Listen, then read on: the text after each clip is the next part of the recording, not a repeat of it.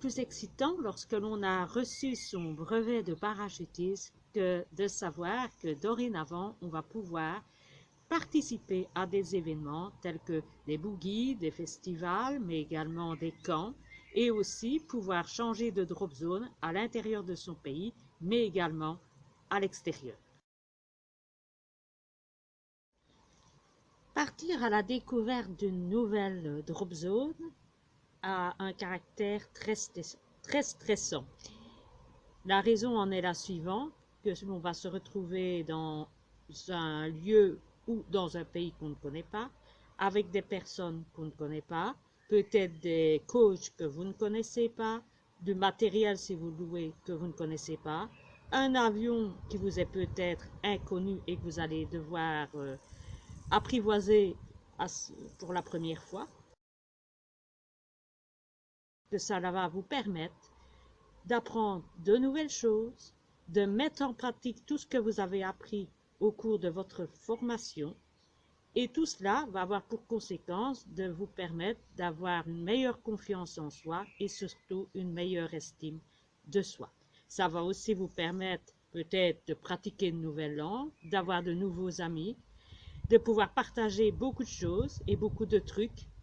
Donc, ça vaut vraiment la peine de s'y lancer. Je vais donc essayer de dédramatiser le changement de drop zone en vous donnant les points importants pour que ce soit le début d'une belle expérience et que vous puissiez la renouveler à l'avenir avec l'impression que c'est vraiment chouette de changer de drop zone.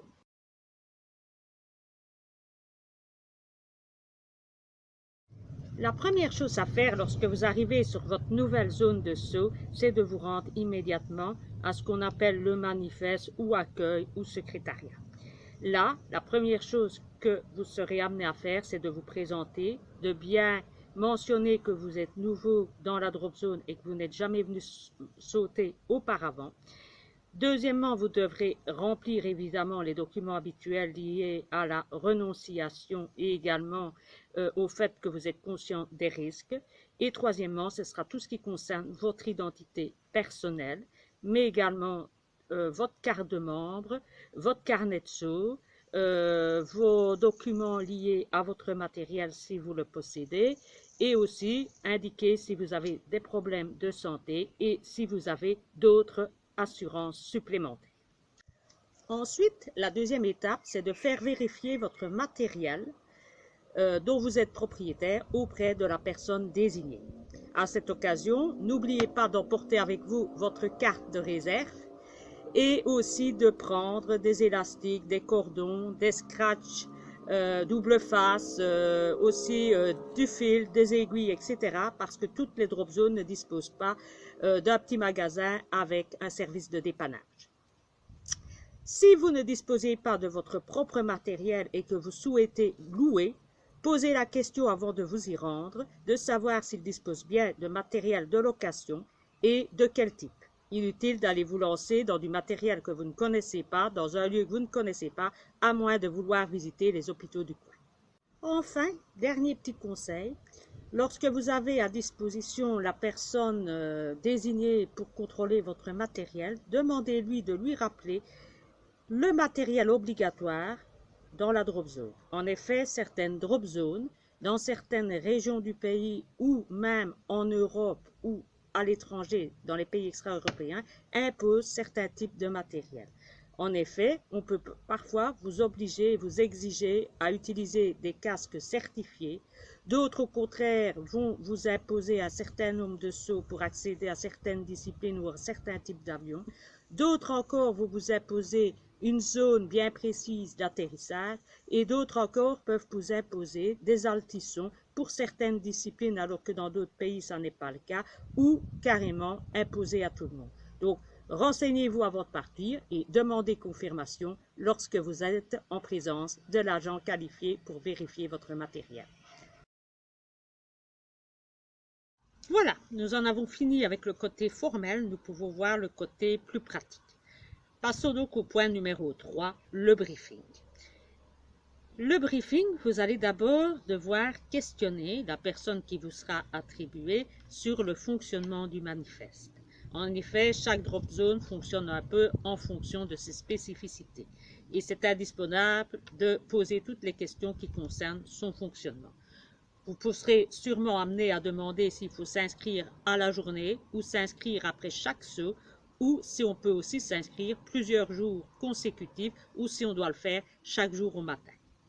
Deuxièmement, est-ce qu'on peut s'inscrire à plusieurs? Est-ce qu'on peut voler à plusieurs dans le même avion? Est-ce qu'on a le choix ou est-ce à la discrétion du manifeste?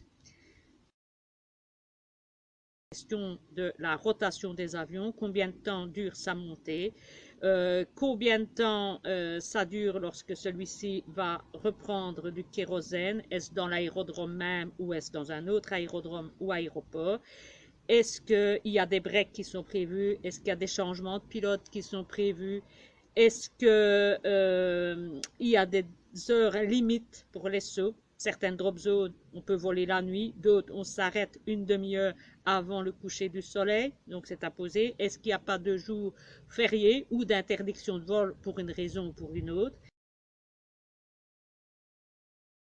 Et aussi demander comment se font les appels avant l'avionnage et comment on est informé du départ à l'avion.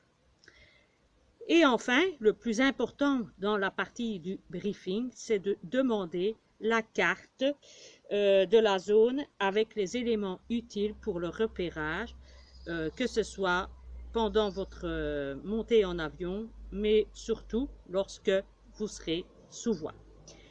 À cette occasion, ils vous présenteront souvent une carte qui existe dans la plupart des drop zones avec les éléments pour se repérer. Vous aurez donc des informations sur la zone de pause où vous devez personnellement vous poser. Et en effet, certaines drop zones, surtout dans des zones avec des grands territoires comme les États-Unis ou l'Amérique du Sud, les zones de saut sont souvent distinctes et diversifiées.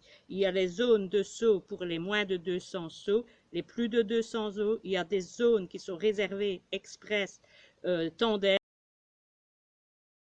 À savoir aussi qu'il y a des zones formellement interdites, par exemple des zones de décollage et d'atterrissage d'avions ou d'hélicoptères. Il y a aussi l'intérêt de savoir réellement quels sont les obstacles à éviter, quels sont les éléments vraiment visibles, indispensables pour bien vous situer en plein ciel. Et il y a aussi une question qui est souvent importante et qui est très utile, c'est de savoir les trucs, les astuces, mais également de connaître la météo, si le vent change souvent de direction, où se situe le soleil, est-ce qu'il y a souvent de l'instabilité, est-ce que ce sont des zones à orage, est-ce que c'est dans une vallée ou bien plutôt en altitude. Ce sont tous des éléments qui vous seront utiles pour profiter au maximum de votre vol et éviter tout accident et atterrir dans les meilleures conditions qui soient. Ensuite, nous passons au point 4 qui est un schéma qui touche plus l'atterrissage. Il s'agit ici du schéma d'atterrissage, du parcours à basse altitude. Donc, ce sont tous des éléments que vous devrez posséder avant de vous lancer pour votre premier saut. Cinquième point, on appellera ça plutôt la température du lieu, c'est-à-dire qu'il est indispensable, et ça c'est plutôt le côté psychologique, d'une fois après que vous aurez reçu toutes ces informations, d'aller vous installer près de la zone de pause et de regarder les parachutistes atterrir pendant 1 heure ou 2. Ne vous lancez donc pas le tout premier dans l'aventure au premier avion. Attendez de voir, de prendre la température, d'essayer de rencontrer quelqu'un sur la zone qui parle la même langue que vous. C'est beaucoup plus facile pour poser les questions et en plus vous attirerez l'attention et automatiquement les autres de la drop zone viendront vers vous car ils comprendront que vous êtes étranger et ils seront à votre disposition. Et à ce moment-là, vous serez libre à vous de vous exprimer dans la langue de Shakespeare. Ce sera le moyen de transport. Très souvent, bien, lorsque l'on a l'occasion de changer de drop zone, c'est en raison souvent de l'aéronef ou du moyen de transport pour accéder à la zone de saut. Par conséquent, vérifiez bien que votre brevet permet d'utiliser ce moyen de transport. Et puis, si c'est un avion et que c'est un avion que vous ne connaissez pas, demandez comment se pratique l'ordre de remplissage de l'avion, est-ce qu'il y a des ceintures de sécurité, quelles sont les règles à bord, comment s'ouvre la porte, de quel côté se trouve la porte, quelles sont les procédures d'urgence, quel est l'ordre de sortie, les tandems sautent, si c'est en premier ou en dernier, ainsi que les personnes qui sont en cours de formation de parachutisme. Alors, que peut-on dire de ce chapitre très long? Eh bien, c'est qu'il y a différents points à retenir avant de vous lancer dans une nouvelle drop zone. 1. Renseignez-vous avant votre départ sur les conditions, est-ce qu'il y a du matériel à louer, est-ce que c'est ouvert, etc. Ça serait inutile d'aller jusque-là si vous n'avez pas les brevets suffisants pour sauter ou si la drop zone est fermée, etc. ou que le matériel manque. Une fois arrivé sur place, eh bien, reprenez les différents points que je viens de passer en revue avec vous, tels que 1. Le check-in, 2. Vérification du matériel, 3. Le briefing avec une personne attitrée du centre, 4.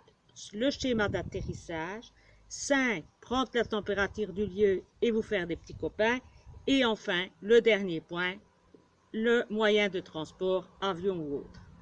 Alors, quels sont les derniers conseils que je peux vous donner personnellement? La première, c'est de poser un maximum de questions à toutes les personnes que vous rencontrez, qu'elles soient attitrées à la drop zone ou que ce soit des parachutistes comme vous. 2. N'oubliez jamais que la première règle, c'est de se protéger soi-même, mais aussi de protéger les autres. 3. Ne surévaluez jamais vos connaissances. 4. Soyez toujours ouvert à l'apprentissage et à de nouvelles expériences.